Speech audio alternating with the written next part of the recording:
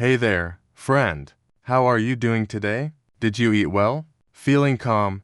Or a little off? Whatever kind of day you're having, I invite you to take a break and stick around for a story that's a little silly, a little sad, and maybe just maybe something you'll relate to.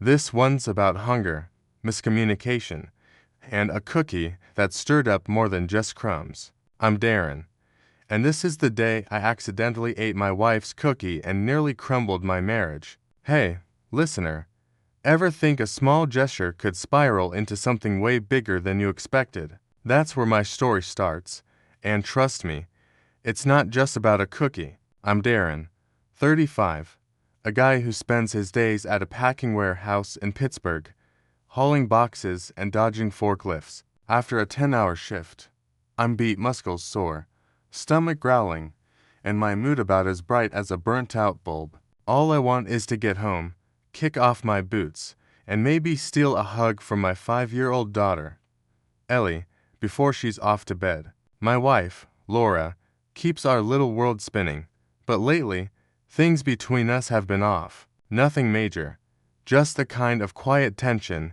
that creeps in when life gets heavy. It was one of those nights, my bones aching as I drove home through the city's drizzle. My phone pinged with a voicemail from Laura. Her voice was soft, a little tired, but warm. Hey, babe, long day. I stopped by that bakery you love. Got you a cookie. Oh, and one for Ellie too. She's been begging for the starry one. They're in the bread bag on the counter. Love you. I smiled. The first real one all day. Laura knew my weakness. Those big, chewy chocolate chip cookies from the corner bakery, the kind that make you forget the world for a bite. And the few days of clipped conversations and sideways glances, this felt like her olive branch, a small way to say, we're okay. Our house, a modest 2-bedroom with a sagging porch, smelled like laundry and kid shampoo when I walked in. Ellie was already a sleeper, bedtime strict, since kindergarten started, so the place was quiet except for Laura humming in the kitchen. Hey, I called, kicking off my shoes. She poked her head out, apron on, and gave me a half smile. Rough day? She asked. Always, I said, dropping my bag. We didn't hug, didn't dive into deep talk. Things were still a little raw from a dumb fight over bills and schedules. But that voicemail, that cookie, it felt like a step toward normal. I headed straight for the counter, where the familiar brown bread bag sat, the one Laura always used for bakery runs. Inside was a small white box, and when I popped it open, there they were, 2 cookies. One was clearly Elisa's sparkly masterpiece covered in blue icing and edible glitter, shaped like a starry sky. She'd been obsessed with space since we got her a telescope for her birthday. The other was plain, just a thick chocolate chip cookie, golden at the edges, the kind I'd devour without a second thought. No note, no labels, but Laura's message had been clear.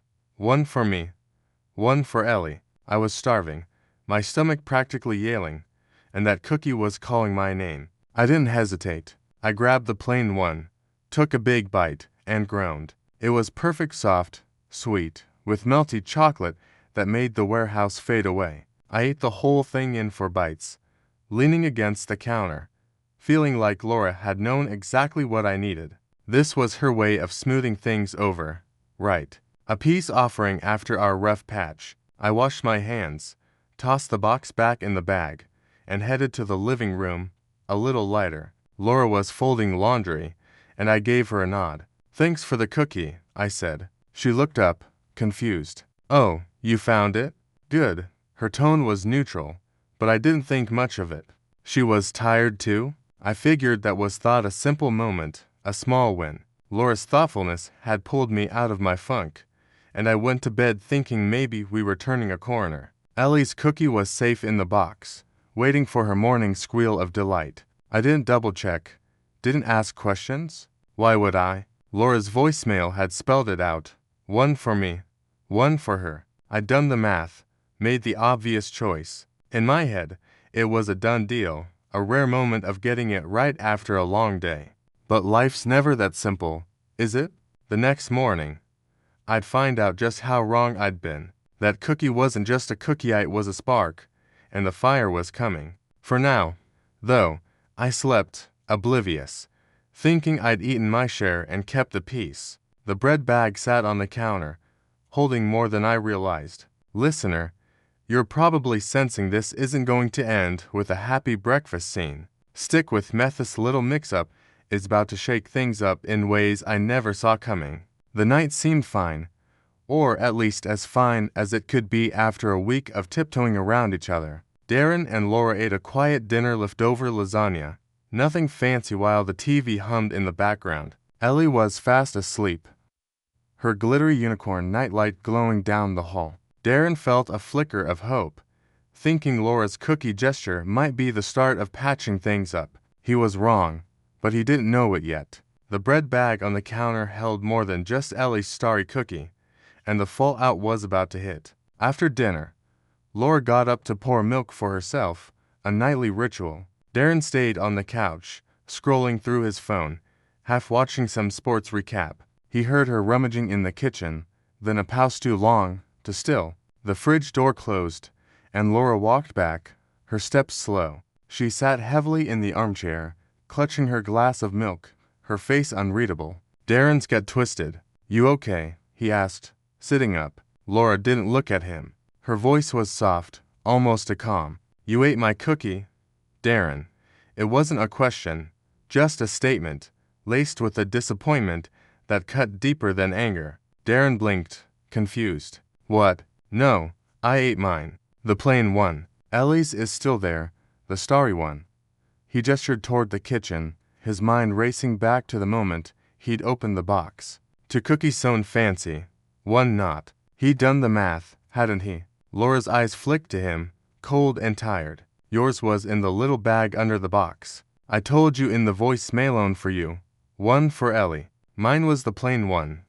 Her words landed like a punch. Darren's mouth went dry. He replayed the voicemail in his head.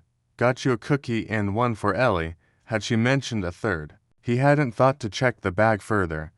Hadn't seen any little bag beneath the box. He'd been starving, exhausted, and the plain cookie seemed like the obvious choice. I didn't know, he said, his voice defensive. I saw the cookie sewn was clearly Ellie's, so I took the other. I thought that was mine. I didn't hear anything about a bag under the box. He stood, heading to the kitchen to check. Sure enough, there it was, a small paper bag, tucked inside the bread bag, holding a single chocolate chip cookie. His cookie, the one he was supposed to eat. His stomach sank. Laura, I'm sorry. I didn't see it. I was beat. You never listened to me. She cut in, her voice still low, but sharp now, like a blade wrapped in velvet. I told you exactly where everything was. One for you, one for Ellie. Mine wasn't even mentioned because I didn't think you'd just take it.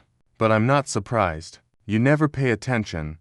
The words stung, not just for what they said, but for how she said them, resigned, like she'd expected him to let her down. Darren's face heated. That's not fair, he said. I was dead on my feet, Laura. 10 hours at the warehouse, no lunch break, and I come home to a bag with 2 cookies. I thought I got it right. How was I supposed to know there was another one hidden underneath? I'm not a mind reader. He was trying to keep calm, but frustration crept in. He'd made a mistake. Sure, but this felt bigger than a cookie, like she was unloading a whole backlog of grievances. Laura set her glass down, hard enough to make the table rattle. It's not about the cookie, Darren. It's about feeling like I don't matter. I went out of my way to get something for you, for Ellie, even for me, because I'm trying to hold us together. And you couldn't even listen to a simple message. Her eyes were glossy now, but she didn't cry. I'm tired of being the one who cares more, who notices everything, while you just coast. Darren's chest tightened. He hated seeing her hurt, but her words lit a spark of anger too. Coast. I'm killing myself at that warehouse every day to pay for this house, for Ellie's school, for everything. I made a mistake. Laura, I'm sorry. Let me go get you another cookie tomorrow. Drive to the bakery. Get the exact same one. He meant it, but even as he said it, he knew it wouldn't fix this. Laura shook her head, her voice barely a whisper. I don't want another cookie. That's not the point. She stood, grabbed her glass, and walked to the kitchen, leaving him alone with the hum of the TV. Darren sat there, staring at the empty armchair, his apology hanging in the air. He felt like he'd stepped on a landmine he didn't even know was there. It was just a cookie, wasn't it? But Laura's reaction, her words were about something deeper, something he hadn't seen coming. The tension hung over them like a fog. They went to bed without speaking, Laura on her side, him on his, the space between them wider than the mattress. Darren lay awake, replaying the night, wondering how a simple mix-up had turned into a referendum on their marriage. He didn't think he was wrong to eat the cookie, had followed the clues he had, but Laura's hurt was real, and that gnawed at him. Was he missing something bigger? Was she? Listener, this cookie's stirred up more than crumbs. Stay with meth, fallout's not over, and Darren's about to learn us how deep this goes. Part 3. More than a cookie, it was about being seen. Darren sat on the couch, the quiet of the house settling around him like a heavy blanket. His fingers tapped a restless rhythm on his knee, a habit he'd had since he was a kid. ADHD, the doctors had called it back then, a mind that raced faster than he could keep up with, thoughts darting like minnows in a stream. He'd been working on it, meds, therapy, little tricks to stay focused. But some days, like today, it felt like he was still that scattered kid, missing the point of things that mattered. He leaned back, staring at the ceiling, replaying the fight with Laura. It wasn't about the cookie. Not really. He knew that now. She'd been mad, sure, but it wasn't the kind of mad that came from a missing snack. It was deeper, heavier. It was the kind of hurt that came from feeling invisible. He could still see her face, the way her eyes had narrowed when she said, "You never listen, Darren. Not you didn't hear me. Not you forgot. Never." That word stuck, sharp as a splinter. He thought about what she'd meant. Laura hadn't been talking about the cookie itself, she'd been talking about him, not paying attention, when she asked him to grab her favorite kind. Oatmeal raisin, not chocolate chip. It was a small thing, but to her, it was proof he wasn't really there, not the way she needed him to be. And the more he thought about it, the more he realized this wasn't the first time. There'd been other moments, mentioning a co-worker's name in a story, him nodding along but forgetting it by the next day, her asking him to pick up milk, him coming home with juice instead, little misses piling up like loose change in a jar until they spilled over. The cookie was just the final straw. Darren rubbed his face, exhaling hard. He hated that he'd made her feel like she didn't matter. Laura wasn't just his wife, she was his best friend, the one who laughed at his dumb jokes, who knew how to calm him when his brain got too loud.